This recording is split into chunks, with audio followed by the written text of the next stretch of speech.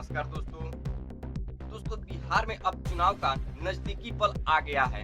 हाल के दिनों से राजनीतिक हलचल तेज है और हर कदम पर नए सवाल उठ रहे हैं। आज हम जानेंगे कि पूर्णिया एयरपोर्ट की विवाद, नाम हटाने का मामला और राजनीति की जंग बिहार के राजनीतिक नक्शों को कैसे बदल सकते हैं। चुनावी समय और चरणों का खेल। 25 या 28 अक्टूबर के बीच जब छठ की धूम होगी तब चुनाव का वही सही समय माना जा रहा है। लेकिन सवाल यह है, यह चुनाव एक ही चरण में होगा या दो चरणों में। जेडीयू की मांग है एक चरण में चुनाव हो। बीजेपी और विपक्ष दोनों चरणों की बहस कर रहे हैं।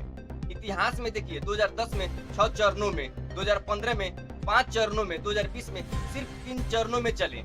तो अब चुनाव आयोग के लिए यह चुनौती है कि संसाधन, मौसम, सुरक्षा और चुनावी व्यवस्था को देखते हुए कैसे फैसला करें। SIR नाम काटने का मामला क्या है? सबसे बड़ी बहस, SIR में 69 लाख नाम काटे गए। विपक्ष कह रहा है कि जिन नामों को काटा गया उनमें कई लोग अभी भी जीवित हैं।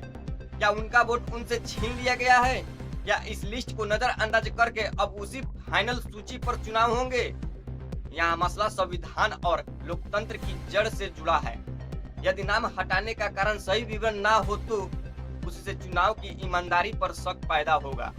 पूर्णिया एयरपोर्ट क्या सच है? पूरा मुद्दा तब और गर्मा गया जब पूर्णिया एयरपोर्ट विवाद ने राजनीतिक गर्मी को और बढ़ा दिया।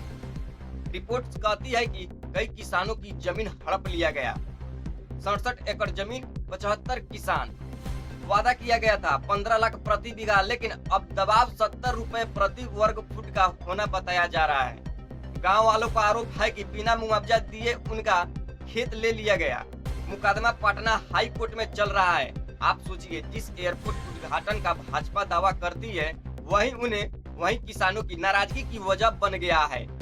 समीकरण बिगड़ते एनडीए के लिए अब सवाल यह है कि यह नाराजगी 24 सीटों पर असर दिखाएगी या नहीं। ये वो सीटें हैं जो सीमांचल क्षेत्र से हैं, पूर्णिया, कटिहार, अररिया, किशनगंज। अगर इन इलाकों में जनता का भरोसा जाए तो बीजेपी जेडीयू के लिए यह बड़ा झटका होगा। नीतीश कुमार जी पर संकट होगा। अगर वो हार गए तो जेडीयू की राजनीतिक पारी भी दांव पर होगी, क्योंकि बिहार में वह नीतीश के बिना कोई बड़ा चेहरा खड़ा नहीं कर पाती। वहीं दूसरी ओर तेजस्वी यादव की लोकप्रियता बढ़ती दिख रही है। राजनीति का सर्वे संकेत दे रहे हैं कि महागठबंधन की स्थिति मजबूत है और केंद्र की नीति अब बिहार में अब काम नहीं कर पा रही है। दोस्तों, यह लड़ाई सिर्फ सीटों की नहीं है, यह न्याय, पहचान और लोकतंत्र की लड़ाई है। पूरी तरह साफ लिस्ट और मुआवजा हो तभी चुनाव निष्पक्ष कहा जा सकेगा। आपका क्या मत है? क्या पूर्णिया एयरपोर्ट विवाद बीजेपी को नुकसान पहुंचाएगा? क्या नाम हटाने का मामला चुनावी झटका बनेगा? और सबसे बड़ी बात, क्या नीतीश जी और मोदी जी इस पर टिक पाएंगे? कमेंट करके जरूर बताइएगा दोस्तों। जय हिंद।